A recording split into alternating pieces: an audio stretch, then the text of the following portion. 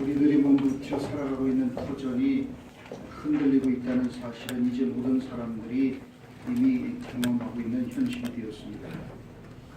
기후변화로 인해서 그리고 생태계 파괴와 환경오염으로 인하여 우리나라도 점차 아열대성 기후로 변화되어가는 조짐이 나타나고 있습니다. 점점 더 남극과 북극의 빙하가 녹아서 해수면이 상승하고 있고 그리고 지구의 온도가 자꾸 높아짐으로써 많은 질병과 어떤 바이러스의 창궐 등등의 이런 문제에 지금 인류가 노출되고 있다고 그러지요. 세계 곳곳에서 천재지변이 잇따르고 있습니다. 얼마 전에는 이탈리아에서 중세 도시의 그 아름다움을 간직할 수 없는 도시가 지진으로 인하여 아주 그렇게 하루아침에 무너지는 그런 모습을 우리가 지켜봤고, 또 얼마 전에는 태풍으로 인해서 중국 서남부 구이저우에서는 산사태가 발생해서 아예 산 밑에 있었던 마을 전체 32가구를 그냥 한순간에 삼켜버리는 그런 일도 일어났습니다. 또 이틀 전에는 이 세계의 불의 고리로 불리는 환태평양 조산대에서 지진이 일어났습니다. 자, 멕시코 남부 해상에서 규모 8.1의 강진이 일어나서 지금 멕시코가 아주 그냥 공황 상태에 빠졌다고 그러지요. 그래요. 게다가 허리케인까지 이중으로 덮쳐서 지금 멕시코에 많은 사상자들이 발생하고 또 그리고 그런 그 재난 상태에 있습니다. 뿐만 아니라 최강 허리케인 어마가 어마어마하게 그렇게 카리브해를 강타해서 많은 사망자를 낳고 또 미국 플로리다를 향해서 지금 그래서 아마 우리가 지금 예배하고 있는 오늘 10일 미국에 상륙해서 많은 피해를 낼 것이다 라는 그런 예상을 하고 있습니다. 그래서 미국 국립 허리케인 센터는 이 마이애미와 플로리다 일대에 사는 주민들 630만 명에 대해서 소개령을 내서 그래서 그들을 다 대피시킨 그런 상태에 지금 놓여 있다고 그러지요. 여러분, 우리처럼 혼란과 상실이 확신과 안전을 대신하는 그런 시대에 살고 있습니다. 모든 것들이 불투명해지고 그리고 불확실해지고 있습니다. 한 치 앞도 내다보기가 점점 더 어려워지고 있습니다. 우리는 그래서 저마다 안전이라는 닷을 찾아 그렇게 달려갑니다. 하지만 그 닷은 우리를 안전지대로 인도해 주는 게 아니라 오히려 우리를 수평선 안으로 끌고 들어갑니다. 그런 까닭에 우리는 다시 한번 우리 자신을 바로 세워야 될 상황을 맞고 있습니다. 인생에는 이 세상을 넘어서는 어떤 목적이 있음을 믿을 필요성이 있습니다. 흔들리고 무너져가고 상스럽지 않은 징후들이 나타나는 이 지구촌이라는 불안정한 토대 위에서 살아가고 있는 우리 모두에게 필요한 것은 적어도 우리들의 인생에는 이 세상을 넘어서는 어떤 목적이 있음을 우리가 믿을 필요성이 있다는 사실입니다. 다시 한번 우리는 이 흔들리는 터전 위에서 저 너머의 영원한 세계를 바라보아야 합니다. 우리가 어떤 기초 위에 서 있는 인생인지를 돌아보아야 합니다. 이제 우리 현대인들은 모든 기초와 토대가 흔들리고 있다는 사실에 대해서 냉담할 수 없습니다. 말씀드렸듯이 여기저기에서 유럽에서 남미에서 일본에서 등등 더군다나 우리나라 경주에서도 얼마 전에 지진이 일어났고 지진의 안전지대라고 여기던 한반도조차도 지진으로부터 자유롭지 않다는 것을 서서히 우리가 알게 되지 않았습니까? 여러분, 그래요. 이처럼 흔들리고 있는 토대 위에서 살아가고 있는 우리가 취할 수 있는 최선의 대안은 그 무시하고 냉소하는 것이 아니라 설마 그게 우리의 일이 될까라고 그렇게 무시하는 것이 아니라 설사 종말이 불현듯 다가온다 할지라도 파탄을 보지 않아도 좋을 장소에 우리가 서는 것입니다. 흔들리는, 그래서 언젠가 무너질 수밖에 없는 터전 위에서 살아가고 있는 우리가 유일하게 안심할 수 있는 것은 그 진동과 파멸로부터 안전하게 보호받는 장소 안에 우리가 들어가 있을 때입니다. 끊임없이 흔들리고 무너져가고 소멸되어가고 있는 현실 속에 갇혀 있으면서도 동시에 영원한 기초 위에 설 수 있는 사람만이 점차 다가오고 있는 이 파국적인 종말을 두려움 없이 맞이할 수 있는 거예요. 우리 자신이라는 나약한 존재 역시도 매 순간 흔들리고 있습니다. 우리들의 세포가 흔들리고 있습니다. 우리들의 몸의 DNA가 점차 소멸을 향하여 매 순간 나아가고 있습니다. 게다가 우리는 북한이라는 고약한 체제와 대치 국면에 있는 까닭에 안보가 흔들리고 있고 핵 위협 아래 살아가게 됐습니다. 그리고 더군다나 그 핵이라는 아주 무서운 이 무기를 정말 이 제대로 통제할 수 없는, 그렇잖아요. 사실 북한이 더 무서운 거는 그 사람들을 우리가 믿을 수가 없기 때문에 핵을 그렇게 위험한 걸 갖고 있으면서 그게 통제 불능의 상태에 언제든지 빠질 수 있다는 거죠. 혼란이 일어나면 그러잖아요. 안정되게 그걸 관리만 할 수 있어서 그러다면 그런데 그거 어떻게 사용될지도 모른다는 거예요. 자기들 내부에서도 어떤 분열이 일어나고 어떤 문제가 일어나서 그게 그러니까 예측이 불가능하다는데 사실 참 고민이 있는 것이요. 중국과 일본과 러시아 같은 열강들의 틈바구니에서 외교가 흔들리고 있습니다. 여러분 다 흔들리고 직장이 흔들리고 그리고 우리들의 가정도 흔들리고 사업이 흔들리고 자녀들이 흔들리고 있습니다. 자, 그래서 오늘 우리 모두는 우리가 살아가는 삶의 터전이 지진적 불안정 위에 떠 있는 것처럼 그렇게 흔들리고 있다는 것을 우리는 누구나 부인할 수 없는 그런 상태에 있습니다.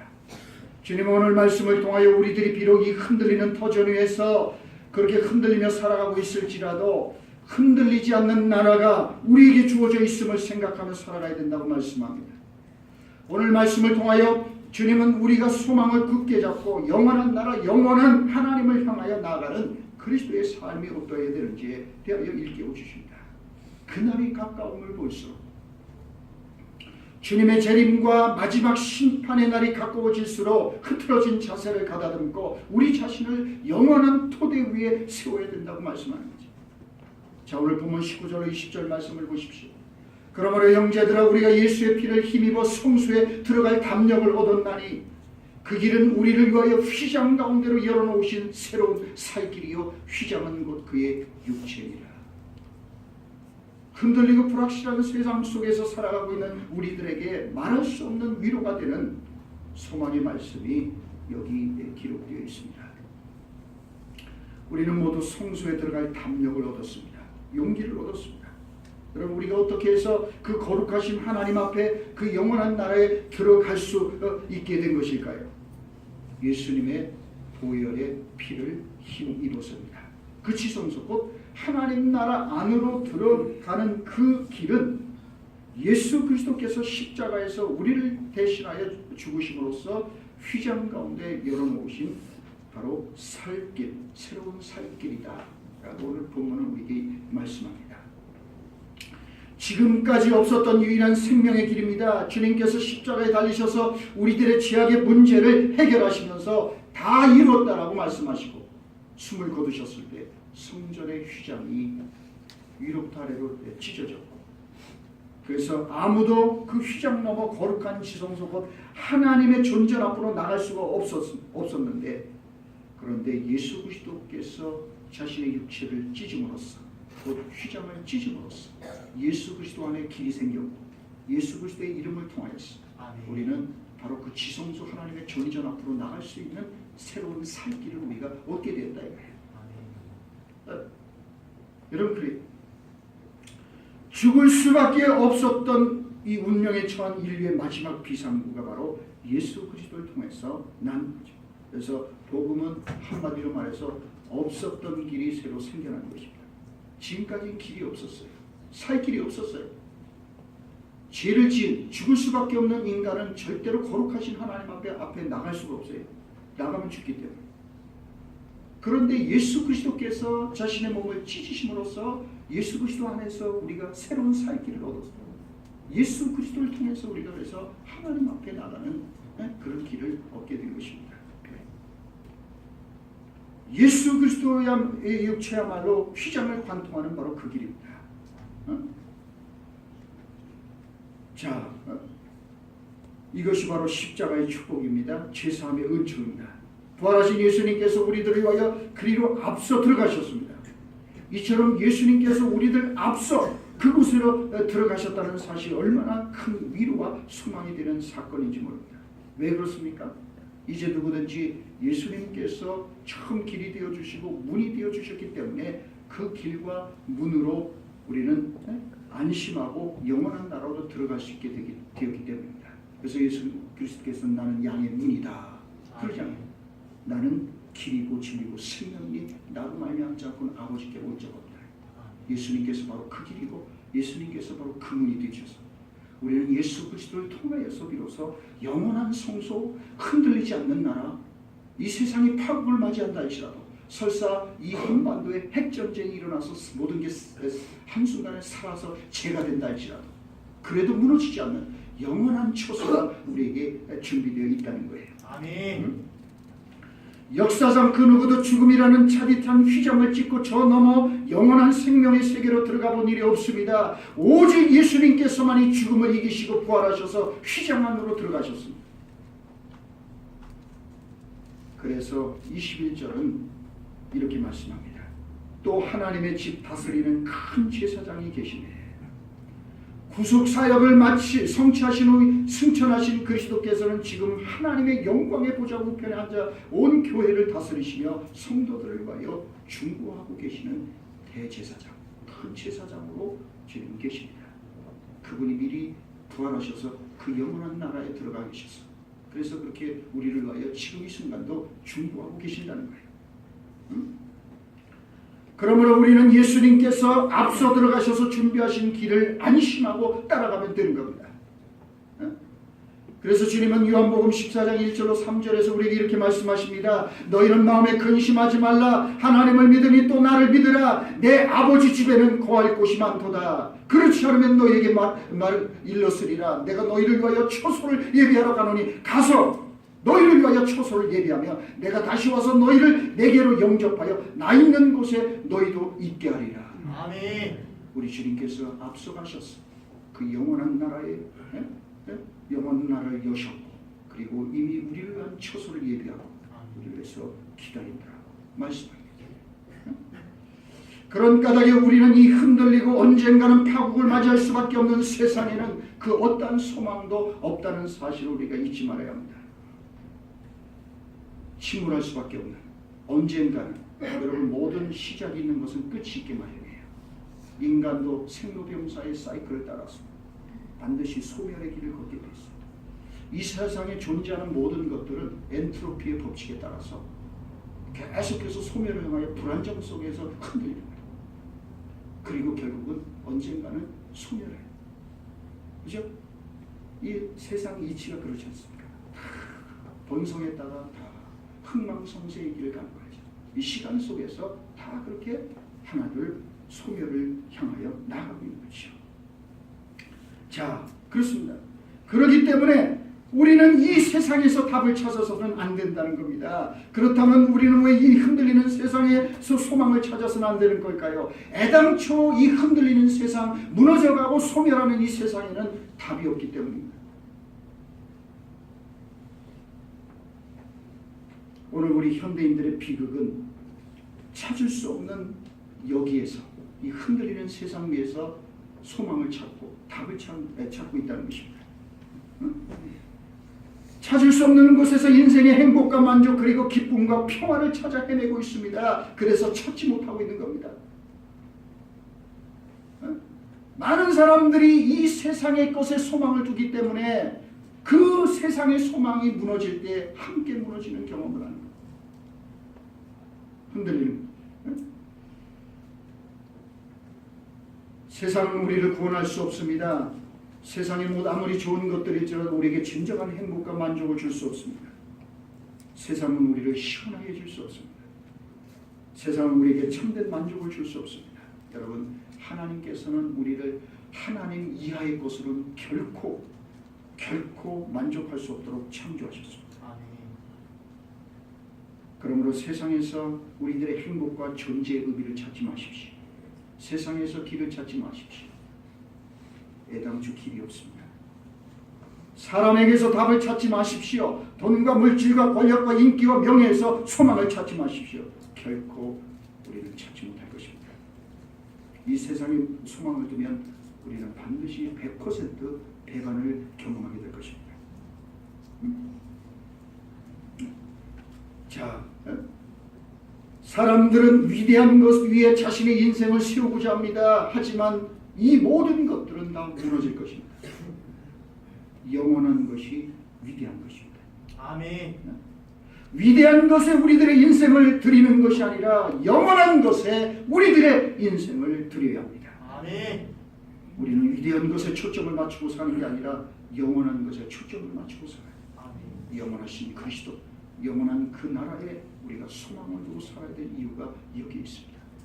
자, 그래서 고린도전서 3장 11절로 15절은 우리에게 이렇게 말씀합니다. 이 닦아둔 것 위에 능히 다른 터를 닦아둘 자가 없으니 이 터는 곧 예수 그리스도라. 만일 누구든지 금이나 은이나 보석이나 나무나 풀이나 짐으로 이 터 위에 세우면 각각 공력이 나타날 터인데 그날이 공력을 밝히리니 이는 불로 나타내고 그 불이 각 사람의 공력이 어떠한 것을 시험할 것이니라. 만일 누구든지 그 위에 세운 공력이 그대로 있으면 상을 받고 누구든지 공력이 불타면 해를 받으리니 그러나 자기는 오늘 어때 불 가운데서 얻은 것 같으리라. 여러분, 그래요. 그날이 공력을 밝히린다고 하죠.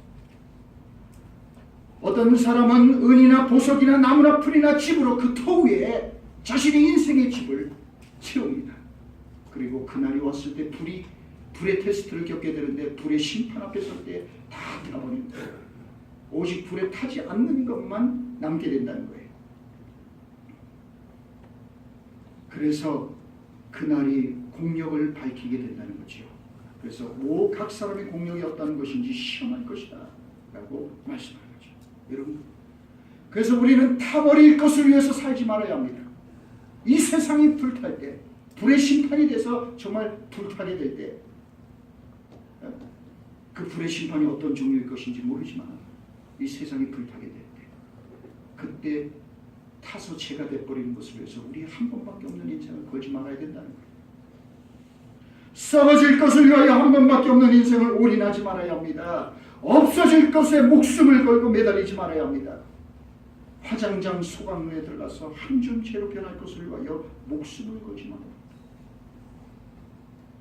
우리는 그래서 위대한 것이 아니라 영원한 것 위에 우리들의 인생을 드려야 합니다. 아멘. 화려하고 눈부신 것이 아니라 영원한 것에 우리들의 한 번밖에 없는 인생을 베팅해야 합니다. 눈에 보이는 이 세상의 것과 부귀영화와 권세와 명화의 인기와 향락을 얻기 위해서가 아니라 영원한 하나님 나라를 얻기 위하여 우리들의 인생을 헌신해야 하는 겁니다. 아멘. 우리들의 인생에 있어서 가장 중요한 것은 영원한 삶이기 때문에 그렇습니다. 아멘. 여러분, 우리가 만일 아무리 이 땅에서 부귀영화를 누리고 아무리 이 땅에서 눈부신 성공을 구가하며 산다 할지라도 여러분, 그 유통기한이 얼마나 될까요? 얼마나 누릴 수 있을까요? 100년도 채 살지 못하는 우리가 아니겠습니까? 여러분, 그래요. 영원한 생명을 얻지 못한다면 모든 것이 헛수고에 지나지 않기 때문입니다. 그래서 우리는 결코 이 흔들리는 세상에 소망을 두지 말고 저 영원한 나라에 예수 그리스도께 우리들의 소망의 닷을 내려야 되는 거예요. 주님은 흔들리는 터전이 있는 모든 것들을 진동시키시는 분입니다. 그래서 히브리서 12장 27절로 29절은 우리에게 이렇게 말씀합니다. 진동하지 아니하는 것을 영존하게 하기 위하여 진동할 것을 곧 만드신 것들이 변동될 것을 나타내십니다. 그러므로 우리가 흔들리지 않는 나라를 받았은즉 은혜를 받자 이로 말미암아 경건함과 두려움으로 하나님을 기쁘시게 섬길지니 우리 하나님은 소멸하는 불이십니다. 여러분, 우리가 그토록 소중하게 여겼던 것들을 하나님께서 흔드신다면 어떻게 될까요? 과연 남아있는 것이 있을까요? 왜 하나님께서는 언젠가는 모든 것을 허물어 버리신다고 말씀하는 걸까요? 왜 소멸시킨다고 말씀하십니까? 영원한 기초 위에 우리들의 인생을 세워야 하기 때문입니다. 주님께서 끊임없이 진동할 것들을 흔드시는 이유는 우리들이 이런 어리석음에 빠지지 않도록 보존하시기 위함이라고 말씀하는 거예요. 자칫 변동될 것에 목숨을 걸고 살다가 진동하는 것들과 함께 똑같은 운명을 맞이하지 않도록 주님께서는 끊임없이 진동하는 것들을 흔들고 그리고 그것들이 무너지게 해서 결국 우리가 그럼 진동하지 않는 나라, 영원한 나라에 들어갈 수 있도록 하나님께서 우리를 흔드신다는 거예요. 그렇다면 우리들의 참된 소망은 어디에 있는 겁니까? 22절 말씀을 보십시오. 우리가 마음의 뿌림을 받아 악한 양심으로부터 벗어나고 몸은 맑은 물로 씻음을 받았으니 참마음과 온전한 믿음으로 하나님께 나아가자. 아멘. 하나님께 나아가자. 여러분 그렇습니다. 우리는 물로 몸은 맑은 물로 씻음을 받아 우리는 세례를 받았습니다. 그리고 성령을 받았습니다. 이제는 그래서 참마음과 온전한 믿음으로 하나님께 나아가요. 우리들의 소망은 바로 그 주님께 하나님께 있기 때문에 그렇습니다. 하나님께서는 우리 앞에 소망을 두셨습니다. 우리들의 진정한 소망은 우리 옆에 있지 않습니다. 땅 위에 있지 않습니다. 이 아래에 있지 않습니다. 저 위에 성소의 영원한 하나님 나라에 있다고 말씀합니다. 그래서 우리들의 인생길은 저 위에 있는 소망을 얻으려고 달려가는 길이 되어요. 그래서 부활하신 예수 그리스도를 다메섹 도상에서 만났던 사도 바울은 뭐라고 했어요? 위에서 부르신 부름의 상을 향하여 표대를 향하여 나는 달려가노라. 아멘. 세상에 있는 모든 것들을 뭐예요? 세상에 자기 모든 자랑거리들 다 배설물로 똥으로 여기고 쓰레기로 여기고 위에서 부르신 부름의 상을 향하여 저 표대를 향하여 나는 달려가노라. 뒤의 것은 잊어버리고 달려가노라. 그렇게 고백하고 살지 않았습니까? 자, 그래서 계속해서 23절 25절 말씀을 보십시오. 또 약속하신 이는 믿으시니 우리가 믿는 도리의 소망을 움직이지 말며 굳게 잡고 서로 돌아보아 사랑과 선행을 격려하며 모이기를 피하는 어떤 사람들의 습관과 같이 하지 말고 오직 권하여 그날이 가까움을 볼수록 더욱 그리하지.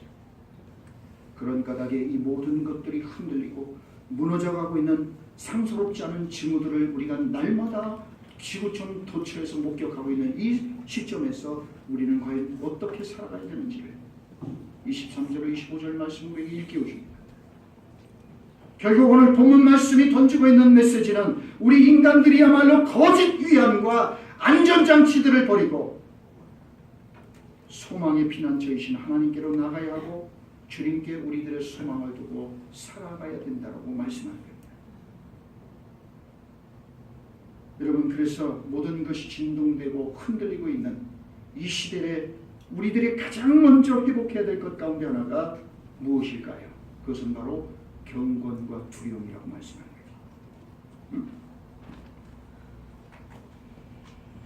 사실 우리는 하나님을 가볍게 여기는 시대를 살고 있습니다. 현대 그리스도인들이 저지르고 있는 가장 사악한 죄악 가운데 하나는 하나님을 만홀히 여기는 거예요. 하나님을 우습게 여기는 거예요. 입만 열면 함부로 하나님을 노래를 하고 함부로 하나님을 아무데나 갖다 그 거룩한 이름을 갖다 붙이고 하나님의 이름으로 거짓 맹세를 하고 하나님의 이름을 함부로 대하고 여러분 구약성의 히브리어 원어로 읽으면은 여호와라는 이름은 다 아도나이 신성 우리가 3자라고 부르는데 여러분 그 하나님의 이름은 감히 인간이 입으로 할 수 있는 이름이 아니어서 이 사람들 항상 하나님 이름 나오는데 저는 아도나이 3자로 신성 하나님을 하나님이라고 못 불러요. 그리고 여러분 이 필사가들이 그 성경을 옛날에 뭐 인쇄술이 없을 때는 다 손으로 필사가들이 기록해서 성경을 나눠가는 거 아니에요. 그때 모든 이 필사가들이 성경 쓰다가 야훼 여호와라는 이름이 나오면 그 자리에서 딱 쓰는 거 멈추고 가서 목욕 제리하고 와서 다시 그 다음을 써가야 돼요. 하나님 이름이 나올 때마다 멈춰야 돼요. 그리고 와서 가서 깨끗이 씻고 와서 그 야훼 아도나이 쓰고 그 다음 써야 돼요.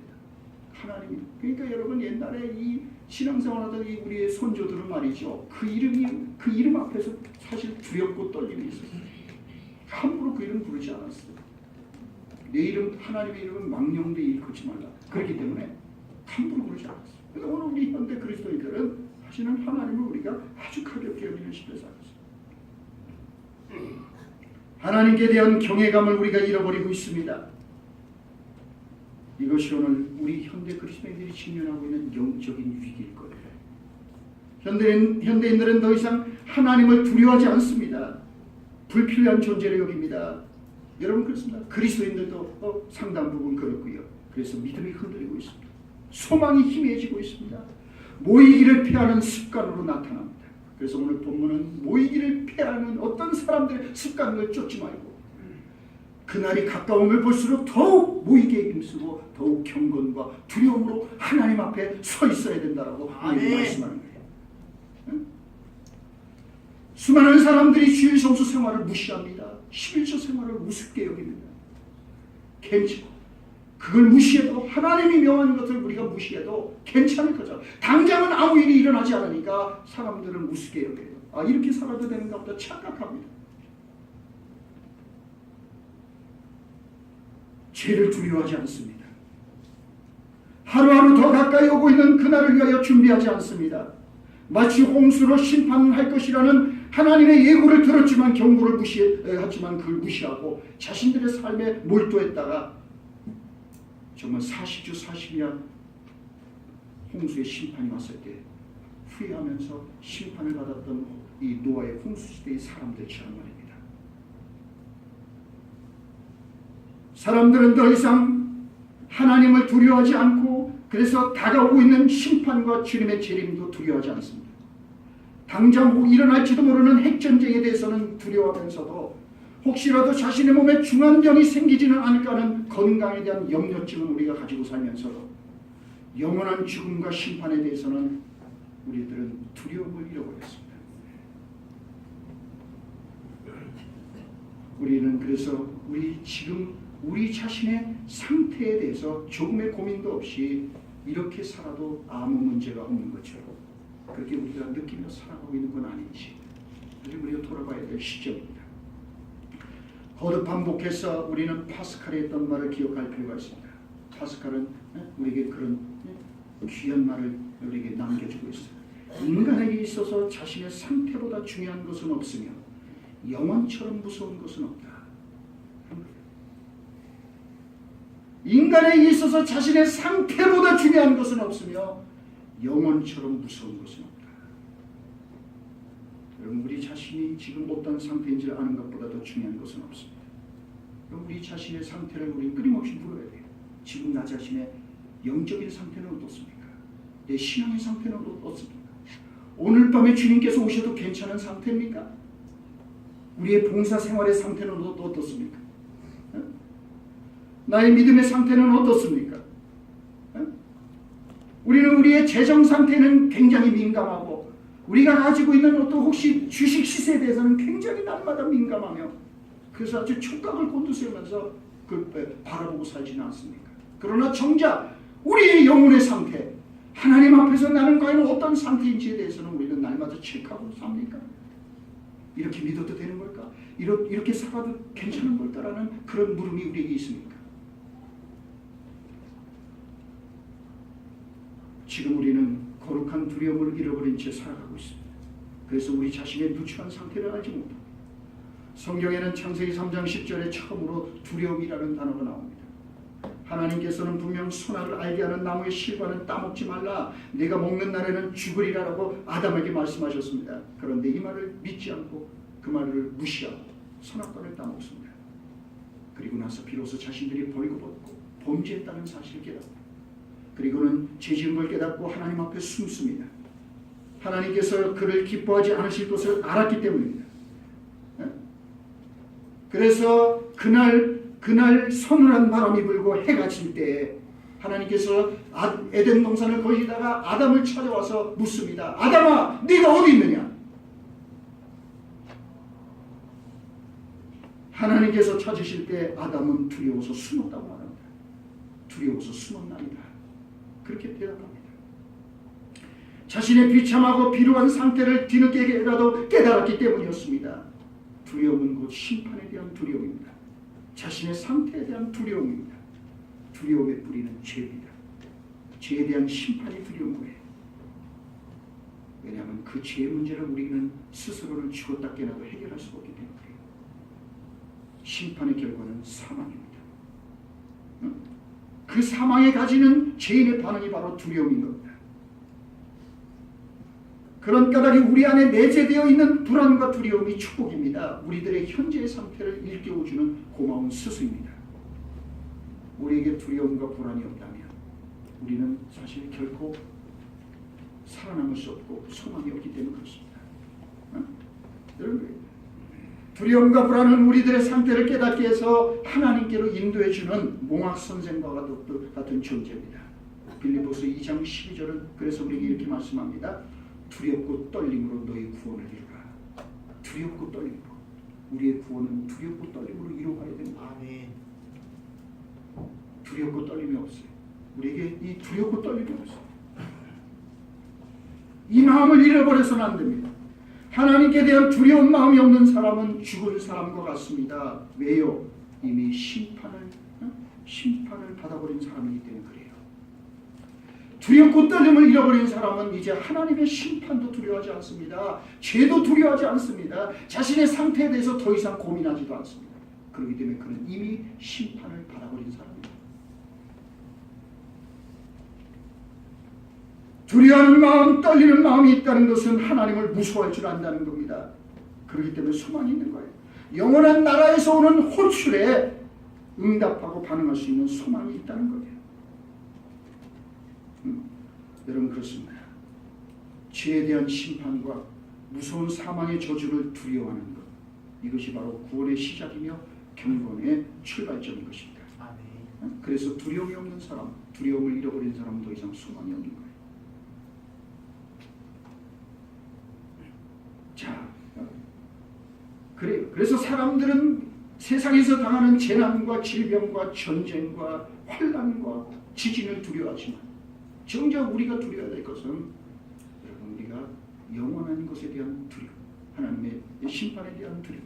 그날이 가까울수록 우리는 더욱더 우리의 상태에 대한 두려움을 우리가 느끼게 되는 거죠. 그래서 주님은 친히 누가복음 12장 4절 5절에서 우리에게 이렇게 말씀합니다. 내가 너희에게 말하노니 몸을 죽이고 그 후에는 능히 더 못하는 자들을 두려워하지 말라. 마땅히 두려워할 자를 내가 너희에게 보이리니 곧 죽인 후에 또한 지옥에 던져놓는 권세 있는 그를 두려워하라. 내가 참으로 너희에게 이르노니 그를 두려워하라.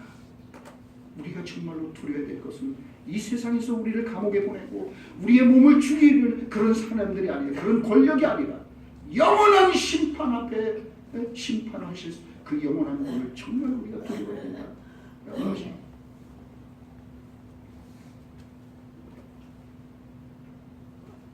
자, 그래요. 히브리서 6장 19절 20절은 이렇게 말씀합니다. 우리가 이 소망을 가지고 있는 것은 영혼의 탑 같았어. 튼튼하고 견고하여 휘장 안에 들어가나니 그리로 앞서가신 예수께서 멜기세덱의 반차를 따라 영원히 대제사장이 되어 우리를 위하여 들어가셨느니라. 그래서 우리는 정말 두렵고 떨림으로 이 소망에 우리의 앞서 예수께서 멜기세덱의 반차를 따라 영원히 대제사장이 되어 우리를 위하여 들어가신 그 영원한 나라, 영원하신 주님께 우리의 인생의 기초를 놔야 된다는 거예요. 오늘 우리가 읽은 본문 말씀에서도 여러분 21절에서 큰 제사장이 하나님의 집을 다스리는 대제사장이 계신 그분께 우리들의 인생의 탓을 내려야 된다고 말씀하는 거죠. 여러분 배에 달려있는 탓은 배를 안전하게 하기 위해서 사용되는 겁니다. 특별히 큰 폭풍이나 풍랑이 칠 때 배가 표류하지 않도록 떠내려가지 않도록 그렇게 붙잡아주는 역할을 합니다. 그 닷은 물속 깊은 곳으로 내려가 아래 있는 땅에 견고히 부착되어 있어서 눈에 보이지 않는 겁니다.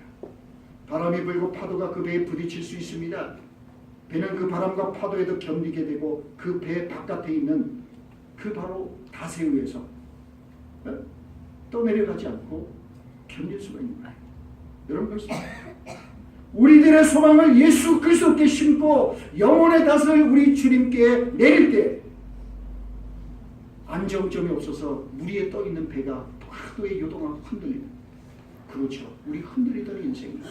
영원한 닷을 예수 그리스도께 우리가 내릴 때 그때 비로소 우리는 바로 예수 그리스도로 인하여 우리는 안정점을 갖게 되는 것입니다.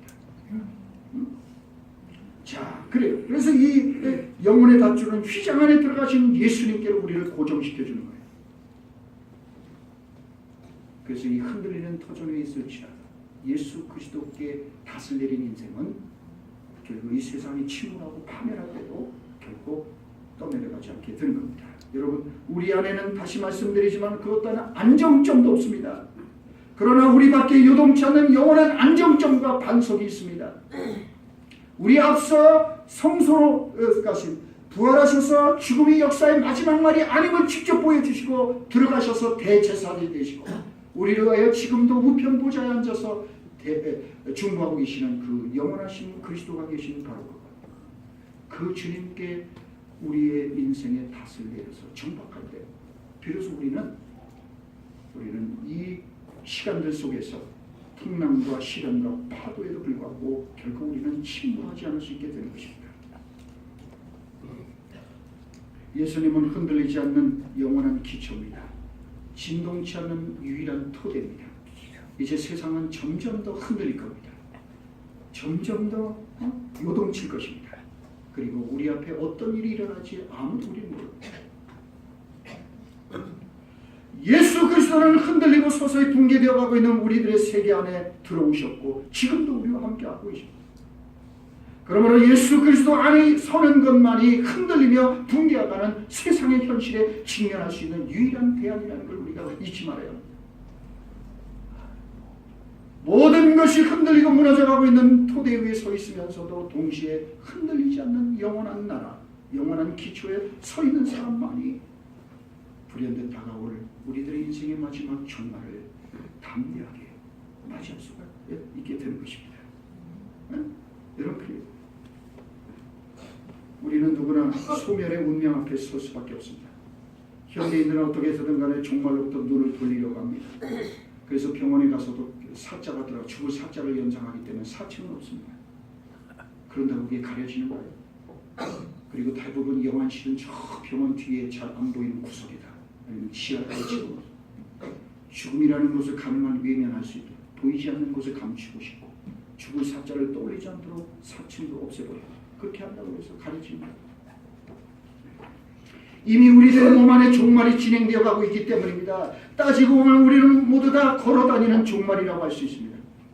우리 안에 있는 모든 세포들이 날마다 죽고 또다시 수확되었지만 그러나 그것도 언젠가는 그 세포 분열도 언젠가는 종말을 맞이하게 될 것입니다. 우리들의 시간 속에도 종말이 들어있습니다. 우리가 딛고 서 있는 대지도 점점 생태계 파괴와 환경 오염 등으로 인하여 그 유통기한이 끝나가고 있습니다.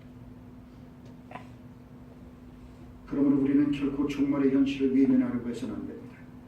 지구촌 곳곳에서 들려오는 종말의 징조들을 우리가 날마다 목격하고 있지 않습니까? 오히려 우리들은 세계의 붕괴를 통하여 영원한 나라, 흔들리지 않는 나라를 바라보고 소망하는 사람들이 되어야 된다고 지금 말씀하는 그리스도를 우리가 해서 붙잡아야 됩니다. 새롭게 우리가 우리 인생의 기초를 예수 그리스도께 놓아야 되는 이유가 여기 있습니다. 그리스도를 만나야 합니다. 흔들리지 않는 나라 위에 우리들의 인생의 집을 세워야 합니다. 예수 그리스도가 유일한 대답입니다. 복음만이 우리들의 인생의 유일한 교과서입니다. 우리 모두 소망을 흔들리지 않는 영원한 반석이신 그리스도께 둔가하게 비록 날마다 파도처럼 흔들리고 살아가지만 동시에 흔들리지 않는 나라를 딛고 살아가는 복된 사람들이 다 될 수 있기를 주의 이름으로 축원합니다. 하나님 아버지 고맙습니다.